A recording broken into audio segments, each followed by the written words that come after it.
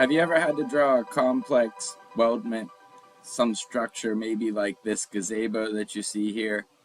Well, I'm going to show you how to use structure systems, a part of even SOLIDWORKS standard, to make your day a little bit easier. So let's jump in here. If I start a new document, it's the easiest way to draw this if I can just draw the overall shape with simple bodies. Maybe I could use two boss extrudes. I'm going to treat the top plane like the ground in this case and sketch a polygon with, let's say, 6 sides right here. I can make this line horizontal. I can add some dimension down. Let's say our gazebo is 10 feet wide here. And then if I click inside the closed contour, from the flyout menu, I can go right into the extrude command. And let's say maybe this is 8 feet tall here. Something like so. Then if I start a secondary extrude on the top, I could convert entities to grab the outside pieces of that sketch, click in the shaded contour again and go right into extrude. Maybe this roof is 36 inches tall, and I don't even have to put inches in for that. But maybe it also has a draft here for the slope of the roof. Maybe this is going to be a 45-degree angle here. Something like so. Now, instead of 3D sketching all of these different line segments, trying to fully define all of that stuff, we've quite simply made a block representation. All of these edges are going to be turned into structural members with our structure system command.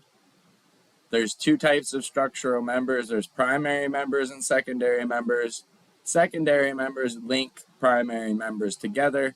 Let's put a plane in where a handrail will keep people from falling out of this gazebo, maybe something like that. So if I grab a plane off of the ground there, maybe we go 44 inches high off of there, we're going to be able to put secondary members in on this plane.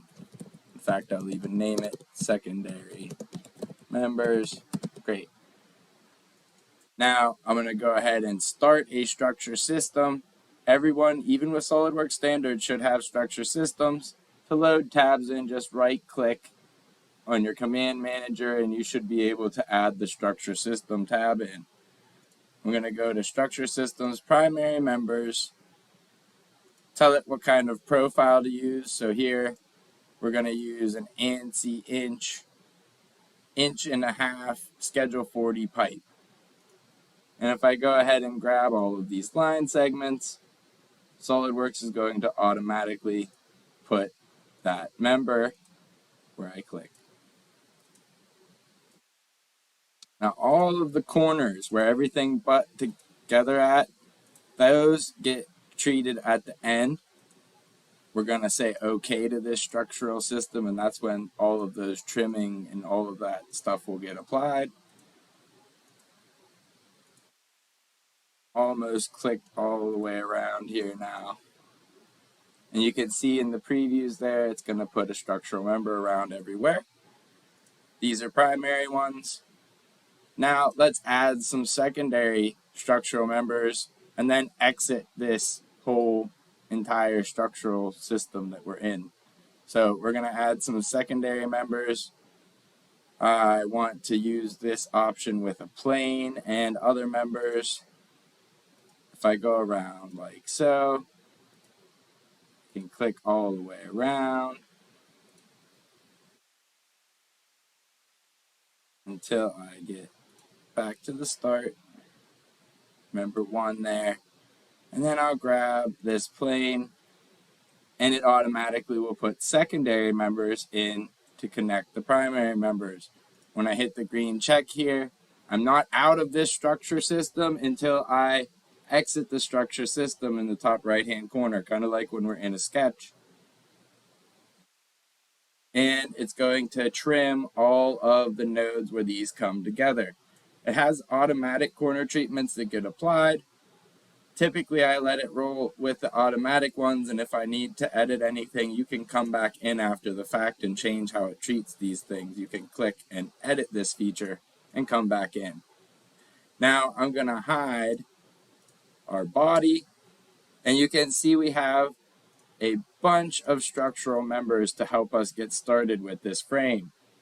We could add little feet in as just extrudes, circular pattern them. But this is the end of my video tech tip. I hope you found something useful about structure systems. Thank you and have a nice day.